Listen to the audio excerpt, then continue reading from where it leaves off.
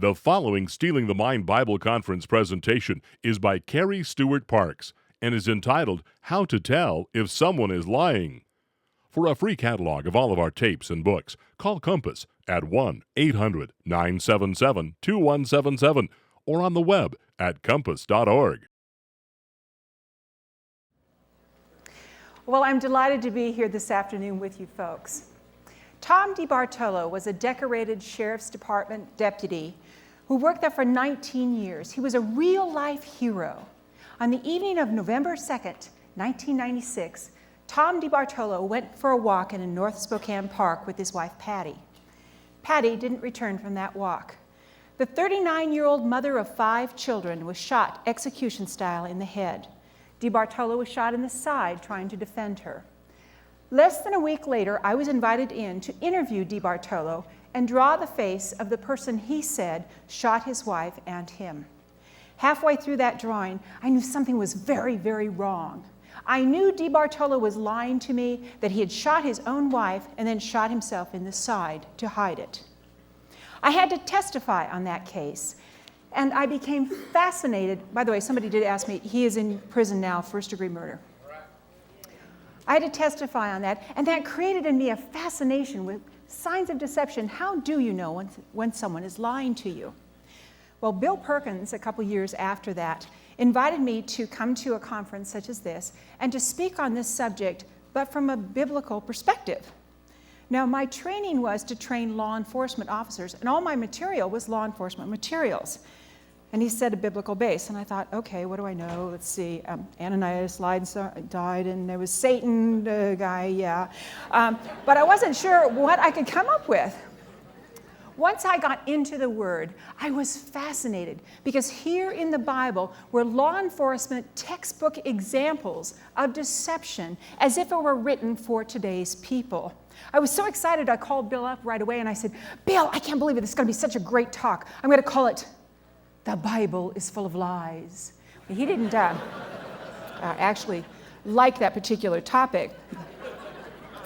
The biblical view of deception was fascinating.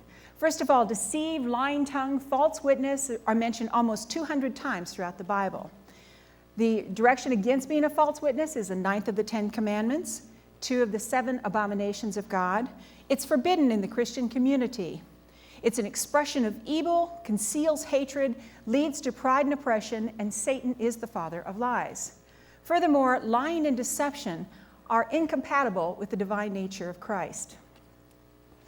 What I found absolutely astounding was in Deuteronomy 13:14 was a description of a law enforcement textbook examination working on a case. It says, Then shalt thou inquire and make search and ask diligently, and behold, if the truth be certain, if it be truth and the thing certain. Then shalt thou inquire is an investigation of allegations. And make search, that's gathering evidence. Ask diligently is to interview victims, witnesses, and suspects. And finally, the Bible says to take it even further than that. And behold, if it be truth and the thing certain. If you read a modern textbook today, what it would say is, prior to the interrogation, and preferably before any contact with the suspect, become thoroughly familiar with all the known facts and circumstances of the offense. Textbook examples.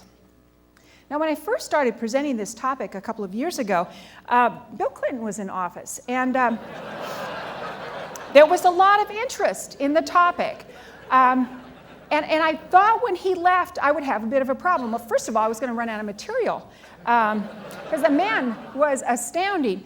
But today we're finding that the number one word that's used over and over and over again is lies. Oh, they're lying. They're telling these lies. So there's actually more interest now in lying and deception than there ever was with Bill Clinton. But there's a lot of misunderstanding as to what is lying and what is deception. So we're going to learn some deception basics. First of all lies are a form of deception, but not all deception is a lie. You can deceive by adding to the truth, subtracting from the truth, changing, deflecting, disguising, hiding and revealing, imitating the truth, or covering or camouflaging the truth. All lies are always a deliberate distortion of the truth. It is never a lie to give misinformation. It's only giving misinformation. Most people don't lie. Most people will choose to deceive rather than lie because a lie is too hard to keep track of. Many people will actually come right out and confess to you, but you don't hear their confessions because we don't listen carefully enough. For example, somebody might say, people say I took that money, but I'm innocent. They've just confessed. You can't see it because it's buried in their language, but they have come right out and confessed to you. They'll come right out and tell you anything, but depending upon who's giving it to you, you won't hear it. For example, and I've listened to some of the presentations here today, Joseph Smith, one of my favorites. Joseph Smith, as you've heard today, is the founder of the Church of Jesus Christ of Latter-day Saints. And on June 23rd, 1843, fully 20 years after he had received a revelation from God telling him that the church was all wrong and so on, he gave a speech. And a portion of this speech is going to be presented here. Now, this is just a month before he was shot and killed. In that speech, he says, I see no faults in the church, and therefore let me be resurrected with the saints. Whether I ascend to heaven or descend to hell or go to any other place, and if we go to hell, we will turn the devil out of doors and make a heaven of it. Where these people are, there is good society. What do we care where we are if the society be good? People will actually come right out and confess exactly what's going to happen to them. Most people don't lie because of the law of non-contradiction. When you tell a lie, the problem is the truth is always out there.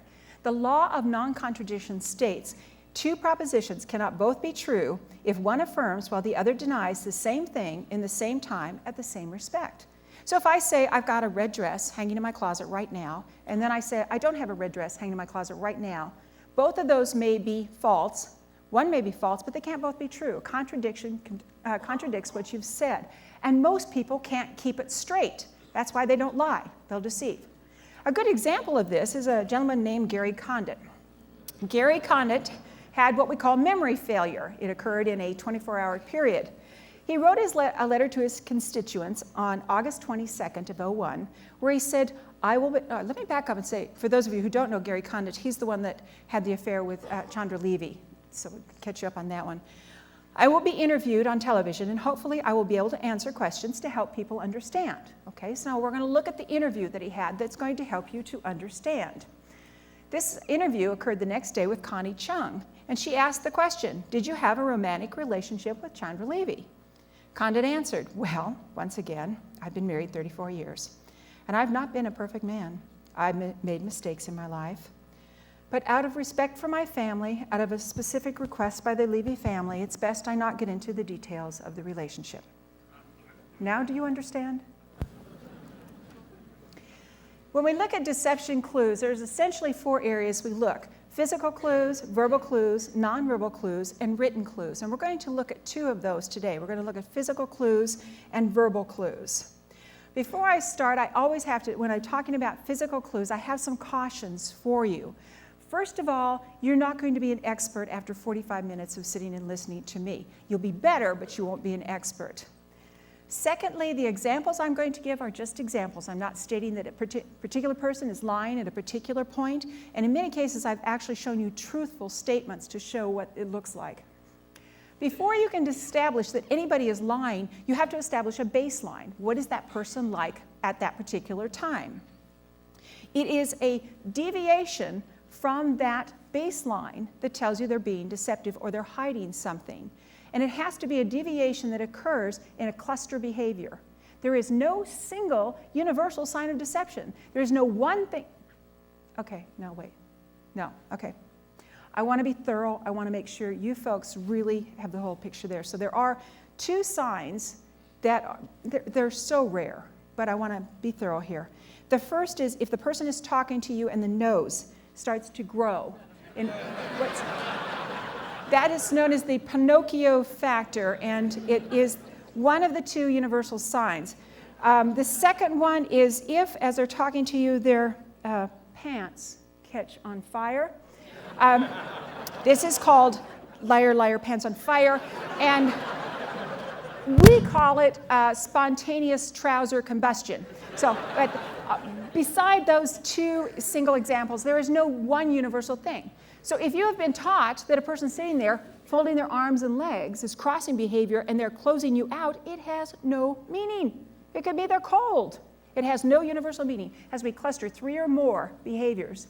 Furthermore, the behavior has to be in response to a stimulus. It can't be just random behavior, either a question or what somebody is talking about. It has to be, furthermore, in a timely manner. You have 3 to 5 seconds from the time you ask a question until that, whatever you're looking at, has to show up. So cluster behavior, 3 to 5 seconds afterward. When it comes to physical clues, we're looking at culturally based. That is, what I'm going to show you is, shall we say, North American culture that we're talking about. It is not a universally culturally based type thing. Some people are good liars. Quite frankly, they will not show you any signs.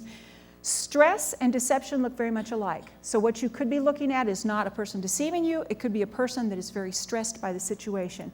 And the most important caution of all, if you leave here with nothing else, this is the most important caution of all, is that it doesn't apply to your spouse. Because I'm not responsible for any problems that occur coming out of this conference. We're going to start with the head, with the hair, self-grooming behavior. Self-grooming behavior is when you might be combing your hair like this. Self-grooming also, you could be pulling the dog hairs off your clothing, checking your watch for the time, straightening your clothes. Those are all signs of self-grooming behavior. You do self-grooming behavior in 3 circumstances. One is you're all alone. You'll check your teeth to see if you ate something at lunch that you don't want people to see. It could occur when you're with friends and you're very comfortable. You can do your nails as you're talking away. And the third time you get self-grooming behavior is when you're nervous. The ears are very good for relieving stress, yanking on the ear, doing a little ear cleaning, that type of thing. Eyebrows are used for a who me kind of a thing. We use them as an innocence type. The eyes are the ones that you're usually told to watch for, and breaking of eye contact, which can occur by looking up in the air, by blinking your eyes, by closing your eyes, by thinking about the problem.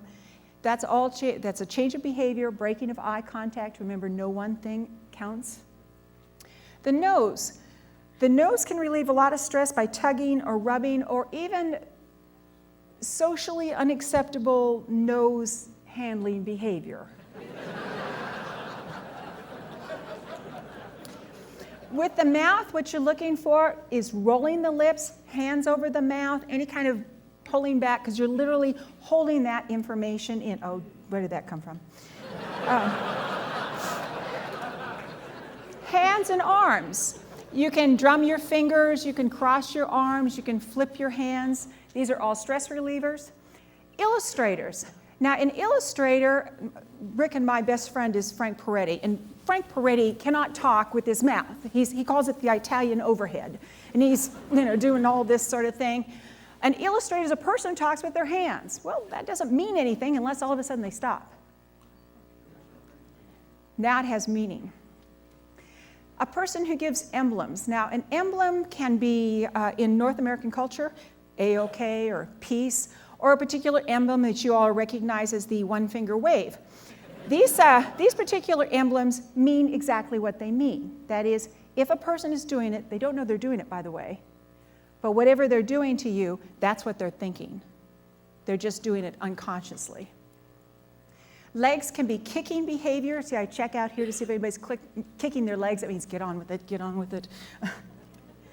Body postures, leaning, crossing, leaning toward a door or toward a window.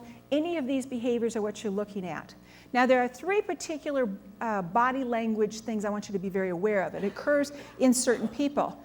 The first is you shoot the cuffs and then you rub your neck. That could mean you got a stiff neck. But it also could be a sign of suppressed anger and rage. The second is that the hand forms the letter L. It's not loser or liberal. It can be also a sign of suppressed rage, and it's held like this. And the third one is called steepling behavior. And the steepling behavior can be either the full steeple here, or you can have just the 2-finger steeple. This is a sign of superiority.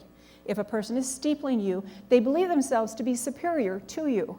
And if the steepling goes in front of their mouth, not only are they superior to you, they're not going to tell you about it.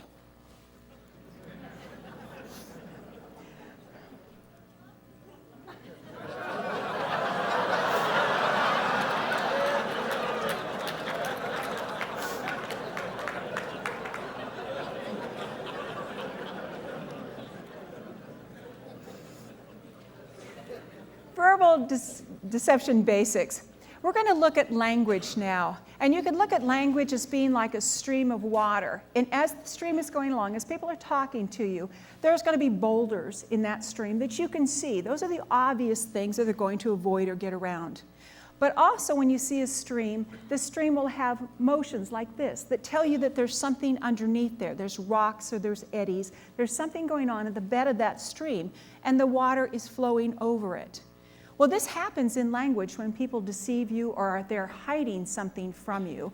Your language will dip and move accordingly. You're just not aware of what that means when you see it. Now, what we're looking for here are the questions to ask. Not that somebody's lying here or deceiving there, but that you should have a question when you see that dip occur. There's a Jewish law that says, ask a lot of questions, but be very careful. It might be from your question that a person will learn how to lie.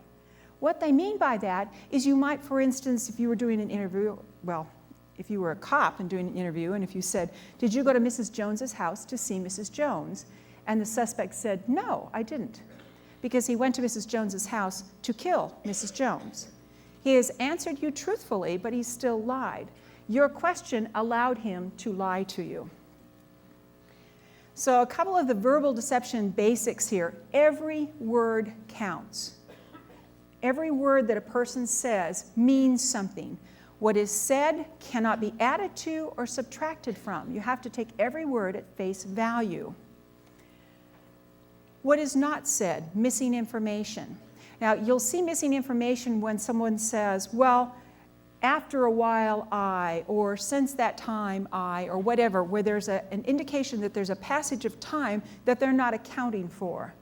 And finally, one of the most important ones is important versus unimportant information. When people talk to you, they are telling you what is important to them. They're going to give you the important clues. They're also going to edit, and they're going to edit out the things that are not important. So if a person tells you something that is not important, it becomes doubly important. I'll give you an example, see if you can hear it. I got up this morning and got ready to come down here. I left the room, headed down to the coffee shop to have some breakfast. Do you have any questions on what I just said?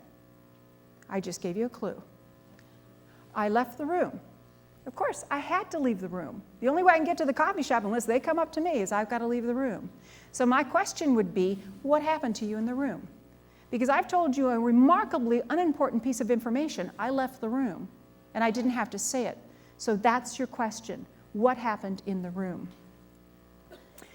Every word counts. We're going to look at some different statements here. We're going to start with bin Laden. And this apparently seemed like a disclaimer for the September 11th occurrence. He said, I would like to assure the world that I did not plan the recent attacks, which seem to have been planned by people for personal reasons. Every word counts. I would like to assure you. I would like to assure you. He should have said, I assure you, but he can't say that. Most people don't lie. He's not lying to you. He would probably like to assure you of that. He can't, but he would like to. Specific denial. I didn't plan it. Didn't mean he didn't fund it. Didn't mean he wasn't in on the planning. Didn't mean he didn't direct it or cause it to happen. He's specifically only denying one thing, planning. And finally, he said it was by people. Bin Laden is people. He's put himself back into the mix. This is not, in fact, a denial at all. Hillary. Hillary gave an interesting interview in which she stated, this started out as an investigation of a failed land deal. I told everyone in 1992 we lost money. People said it's not true, you know. They made money. First thing you want to look at is, I told everybody in 1992. She didn't say we lost money in 1992. Every word counts. All she's saying is, I told you we lost money in 1992. She goes on to say, they have money in a Swiss bank account. Well, it was true. It's taken years, but it was true. It, the pronoun, refers back to the last noun that we use, which is money in a Swiss bank account. Janet Jackson, there's a recent one. For those of you living on the moon, I didn't see it. My husband claims he saw it, but he didn't actually see it, so we'll... But to catch you up on it, Janet Jackson had what they are referring to as a costume malfunction in which a piece of jewelry was exposed. And she came out with 2 apologies, and I'm going to put a little piece of both of those apologies up here for you to take a look at. Apology number 1, she said, I am really sorry if I offended anyone. Every word counts. If. By the time she made this apology, there were 200,000 protests saying that they were offended. And notice what she's apologizing for. I offended. She's not apologizing for doing it. Only if, conditional, anyone was offended. A change of language is critical. A change of language indicates a change in the thinking, circumstances, or situation. When language changes, it means that something has happened to cause that change. If in the course of their story that change of language is explained, then you don't have a question. So let's say, for example, I heard a knock on the door. I opened the door and there was a guy standing there and he was asking directions. I started to give him directions. This jerk pulled out a knife. I slammed the door and went and called the police. Now he started out as a guy. When he was at the door, he was a guy, but he became a jerk. Was there anything that happened that would cause him to go from being a guy to a jerk? A knife. That would do it for me. So when the language changes, but nothing else changes, something has happened, and your question is, what has happened? This occurred in the Bible. The Bible is full of fascinating examples. This is the story coming from Luke 5, verses 1 through 9, where Simon was out fishing all night. Typical guy. He's out there fishing all night, doesn't catch anything. He starts to go in. He sees Jesus. Jesus says, throw your net over on the side. Now, Simon knows there aren't any fish out there, but he says, okay, master. He calls Jesus master. It's like, okay, boss, sure, roll it right in. He throws the net over. What happens? It gets full of fish. He comes ashore, and he states next to Jesus, he said, depart from me, for I am a sinful man, O Lord. Change of language. Did something happen to Simon Peter while he was out on that boat that caused a change of language? A miracle. Now, how did the Bible know to put that in? Isn't that amazing? Change of language. This occurs because when people talk, there are dictionaries and there are no synonyms. The law of identity states that if a certain specific context, set of facts and circumstances, a proposition, thing, or situation has only one single meaning. For example, I have a dad. He's my dad. He's not my father. He's not my papa. He's not my daddy. He's my dad. Now, he might get mad at me, and if he does, he'd be my father, probably. Change of language indicates a change of circumstances. We always use the same words. We're going to look at some other changes of language in pronouns, verbs, and nouns. A pronoun indicates possession, responsibility, and commitment. Therefore, when a person drops a pronoun, they are stepping back from responsibility, they are stepping back from possession, and they are not committed to the statement they have just said. We're going to look at missing pronouns, passive languages, and changes of pronouns. Do you feel like you're back in an English class here? Gary Condit, again, went on Larry King Live, and again, they're still asking her questions about Chandra Levy. Question number 1. So you never knew whether she was pregnant or not? He answered, no. She could have been. Answer, don't know. A lack of pronoun indicates stepping back from the statement, a lack of possession or commitment to what he has just said. Passive language, that means something has happened irresponsible of somebody doing it. Now, Diane Downs was a gal that was in Oregon, kind of an early Susan Smith. Diane Downs had a boyfriend that she didn't think would like her children. So one day she drove out into the country, she took a gun, and she shot all 3 of her children. She killed one right away. The other 2 were maimed for life. They did survive, but they were maimed for life. The book that was written about it was one called Small Sacrifices by Anne Rule. Now, this is a statement by Diane Downs. She said, I didn't even realize the man had a gun and what he was going to do. I looked into the car and saw my daughter being shot. I saw my daughter being shot. Who shot her? She shot her. She can't come out and say, I saw the man shoot my daughter, because that would be a lie. Most people don't lie. So instead, she uses passive language. I saw my daughter being shot. Well, sure she did, because she was doing the shooting. She's telling you the truth. She saw her daughter being shot. Let's take another one. This is Susan Smith. Susan Smith was a young mother from Union, South Carolina, who took her 2 little boys one day, strapped them into a car seat, and drove a car into the lake. Looking at the pronouns that are used, we can determine at what point she actually made the decision to actually go ahead and kill her 2 children. She said, "When I was at John D. Long Lake, I had never been so scared or unsure as I did then. I wanted to end my life so bad and was in my car ready to go down that ramp into the water, and I did go part way, but I stopped. I went again and stopped. I then got out of the car and stood by the car in nervous wreck." At what point did she decide to kill her children? At the point where her language changed. It was my car, the decision was made, it is now the car, because the car is going to do the deed.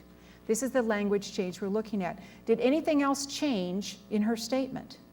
No, nothing else changed except the language. So something did change. There's the ripple, there's the stone that's underneath. When it comes to verbs, we're looking primarily at the tense of the verb, also looking at the verb left. Many deceptive statements in written deception begin or end with the word left. Always look for people who are using incorrect verb tense. President Clinton was answering a question, "You had no sexual relationship with this young woman?" Answer, "There is not a sexual relationship." That is accurate. Well, I'm sure on the stage as he's sitting there in front of the television set, there probably wasn't at that particular moment. So by putting it in a present tense, he's able to answer truthfully, but still lie. In noun use, we look at order, social introductions, and change in use. In the order, what we're looking for is when people talk, they usually refer to things in the most important to the least important. If I said, "Oh, I can't wait to get back home from this conference because I really miss my dog, my house, and my husband." My husband's had a very short list of 3, and that tells him where he is in my life. People always go from the most important to the least important. O.J. Simpson wrote a book about the killing of his wife, Nicole Brown Simpson. And in this book, he, in the very first part of it, wants to tell you from most important to second most important why he wants to write that book. Now, in theory, the most important reason he should want to write a book like that is to clear his name or to come up with the killer of his wife. Most important to least important. First and foremost, I want to respond to the more than 300,000 people who wrote to me. So his most important thing is to say thank you for your support. And secondly, is financial. He did not write that book whatsoever for the murder of his wife. Marco Barton, a number of years ago, had a bad day. He murdered his wife, his 2 little children, 9 co-workers, and injured 13 others before turning the gun on himself. He wrote a suicide note, and in the very opening statement of that suicide note, he used the words, "Leanne is in the master bedroom closet under a blanket. I killed her on Tuesday night. I killed Matthew and Michelle Wednesday night." This is incorrect social introduction. Whenever you introduce a person into what you're talking about, you have to use the name and the relationship. If a person uses only the name and not the relationship is missing from the situation. If they use the relationship, my husband, my wife, my child, and not the name, the first time they introduce it, there's a problem as well. Who is Leanne? Now we're going to have to assume it's the wife, but we can't put that in there. He left it out, it means there's a problem. Of course, we know there's a problem because he killed her, but Matthew, Michelle, we don't know who they are because he doesn't tell us. Those are his children, but again, the relationship has been broken. This was a real interesting one. This is Hillary Clinton, and she's trying to describe Bill and Chelsea and herself, and she just can't get the words out. She said, "But I'm enjoying having her daughter, with us. She has been with my husband, her father, been with me from time to time, and has been a great treat." She has a lot of trouble getting them together in that sentence, doesn't she? I would say there's a problem in the relationship. Qualifiers and modifiers. These are cute little words that are added to a sentence that tell you something. Tried, really, and actually. When a person uses the term try means to attempt, fail, and not succeed. So if they say, "Well, I tried to get the work done," understand they've just told you they didn't. They have failed. They have not succeeded. Try means failure. If they got it done, they wouldn't add the word try. Bill Clinton said, I swore an oath to tell the truth, and I believed I was bound to be truthful, and I tried to be. Oh.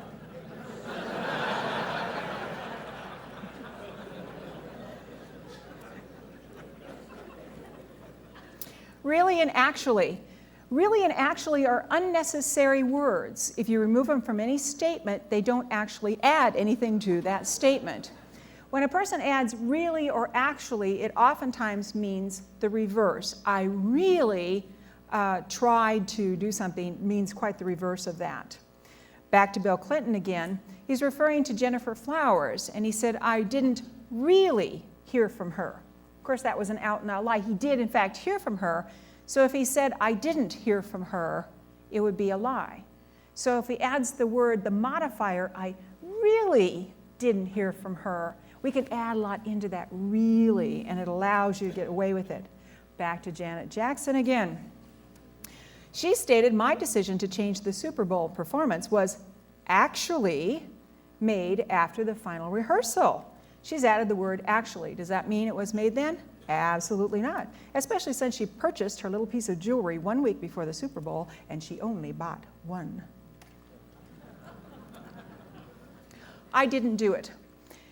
If a person did it in an open statement, they cannot actually come right out and say, I didn't do it. They will say, I deny doing it. I'm innocent of doing it. They'll use anything else except the word I, personal pronoun, first person present, did not, past tense, do it. They can't say that. They'll use almost any other words. If you read a lot of this type of book, there's 2 books, at least, on the Rabbi Fred Newlander, who hired a man to kill his wife. And in his statement to the prosecuting attorney, he said, to the prosecutor, I say this, I categorically deny that I murdered my wife or arranged to have her killed. He didn't say I didn't do it. He's only categorically denying doing it. Timothy McVeigh. This was the question that everybody wants to know. Did you do it? The only way we can really answer that is to say we are going to plead not guilty. Michael Jackson. Don't treat me like I'm a criminal because I am innocent. Innocent is how you think of yourself. He doesn't say he didn't do it. He only says that he is innocent. It's almost impossible to say I didn't do it if you did it. Now the term you know means that whatever you're talking, okay, wait a minute, back up. If you're a teenager, let's separate it out here. Teenager. Teenagers can come up with an entire language of 3 words, like you know. Like, you know, there was like this guy, you know, and he was like, oh my gosh, you know, he was like, oh wow, he was like, so we have to discount teenage, like, and you know. So we're going to concentrate on adult normal language. The word you know, a cluster of you knows indicates that whatever they're talking about is a very sensitive topic. It's not a lie or anything else. It just means that whatever they're talking about is very sensitive to them. An example of this was Robert Levy, who was the father of Chandra, the week before her body was found. He uses a cluster of you knows, talking about not knowing if his daughter was alive or not alive. And this indicates it's a highly, and this would make very understandable, a highly sensitive topic. So whenever you see you knows, that person is really upset at that point. Buying time, found in the Bible. Buying time means that you're going to have to come up with an answer, and you need to have a little bit of time to think of your answer. It's found in the Bible in Genesis 4:9, when the Lord said unto Cain, where is Abel your brother? Answer a question with a question. Am I my brother's keeper? Different types of buying times. You can have a significant pause in there because you've got to think of the answer. Now, if you're a teenager, or if you have a teenager, that particular time space is filled with sound effects like,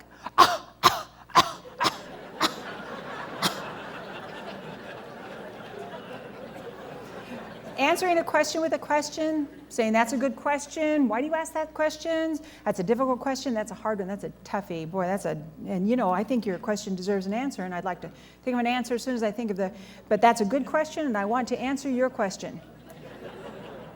Tony Rodham is the brother of Hillary Clinton, and apparently Hillary said something that he didn't like, and the question was asked on Larry King Live, how did you react to your sister's statement? His answer, that's a good question.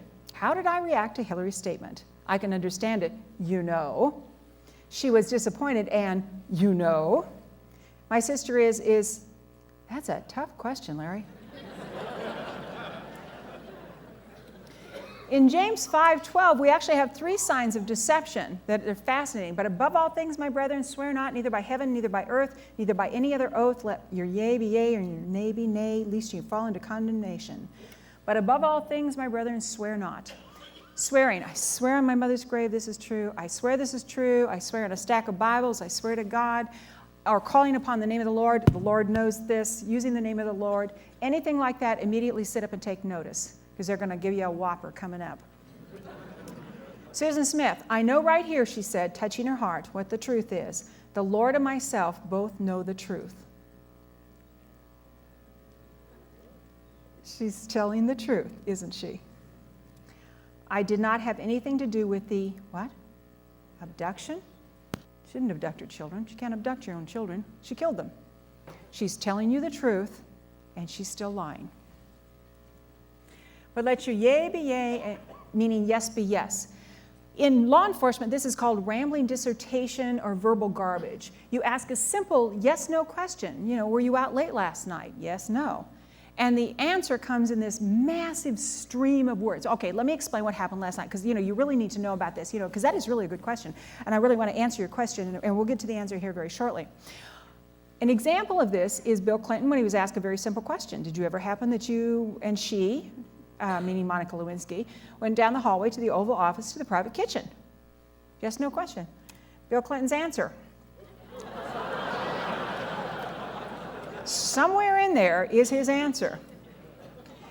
The opposite of that is let your no be no. This is multiple denials. Were you out late last night? No, no, sir.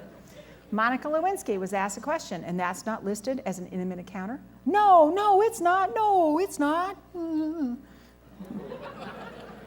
Kimball's disease. Kimball's disease was named after that fantastic television show, Green Acres.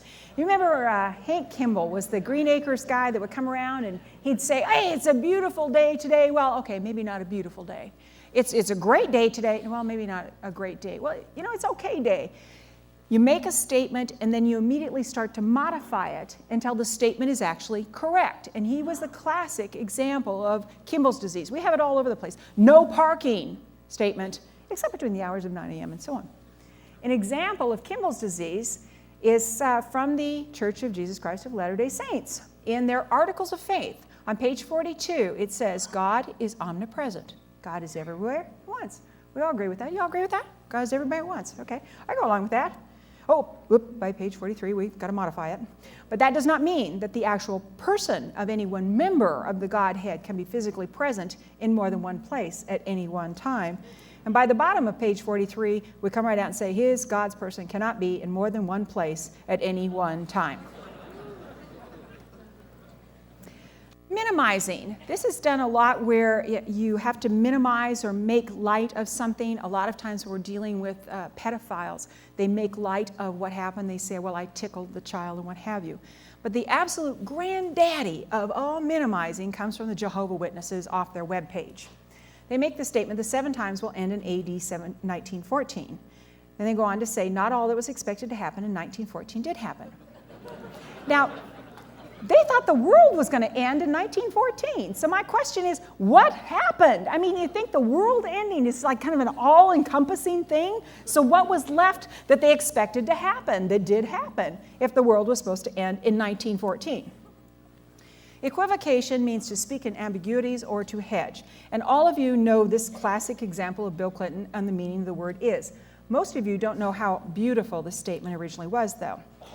It depends upon the meaning of the word is means. If is means is and never has been, that's one thing. If it means there is none, that was a completely true statement. But I think he really did much better on the meaning of the word causes. I don't know what that means. It doesn't make any sense to me in this context because I think what I thought there was, since this was some sort of, as I remember, and they said it in the previous discussion, and I'm only now remembering it, so if I make a mistake, you can correct me. As I remember from the previous discussion, this was some kind of definition that had something to do with sexual harassment, so that implies it's forcing me, and I felt there never was any issue of forcing a question involving, well, any of these questions they were asking me.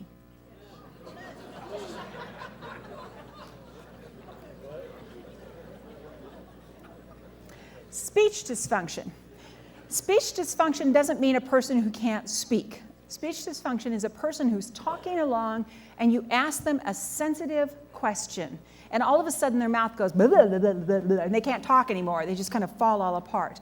The most wonderful example of speech dysfunction came from Tammy Faye, who did a very foolish thing. I'm sure it's in Proverbs somewhere that says, never go on Larry King Live with ex-husbands and current husbands and so on. So she went on Larry King Live and was interviewed, and bless her heart, she really gave us a lot of information that we really didn't need to know. But one of the questions was asked of her, how did you feel about your husband, her ex-husband, meaning Jim Bakker, going to prison? And she answered, it was very sad, especially since I felt he didn't deserve to be there. And it made me, it is Memorial Day. And I would like to say thank you to the men who fought and died for this country and the women.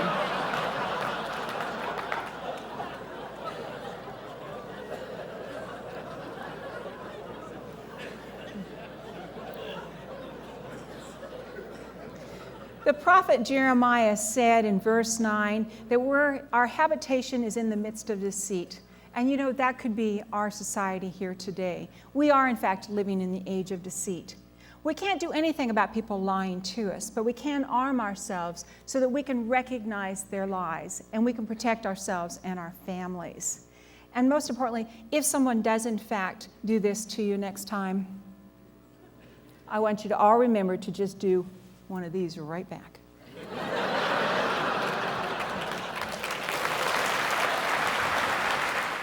This has been How to Tell If Someone is Lying, presented by Carrie Stewart Parks.